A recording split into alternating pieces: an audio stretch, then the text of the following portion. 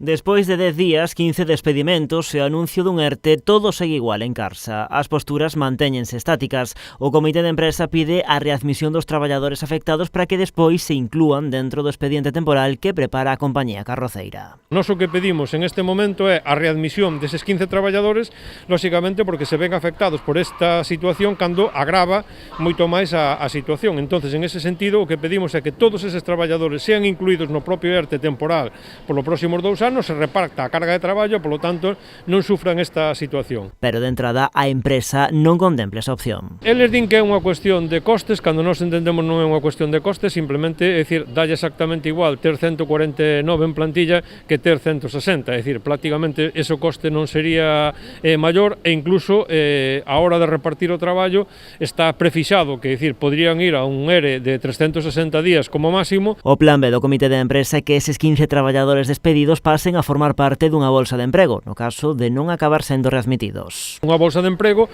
donde, lóxicamente, estes traballadores tuveran unha preferencia sobre o personal eventual e que en calquera momento, pois, se a empresa tuvera carga de traballo, pois quedara de chamalos e readmitilos, non? A dirección e o Comité de Empresa manterán unha nova reunión este vindeiro xoves. De non haber avances, ameazan con movilizacións. Estaríamos dispostos a ir aplazando a folga hasta intentar chegar a un acordo. Se eso non se dá, lóxicamente, pois non descartamos que en calquera momento pois eso se poida reactivar e o conflito se poida avivar, non? As centrais sindicais poñen tamén o foco na necesidade de que a compañía de Bamio renove o seu plan de produción cara a un modelo que prime a sostibilidade e as enerxías renovables, requisitos indispensables xa nos concursos das administracións para a renovación das frotas de autobuses.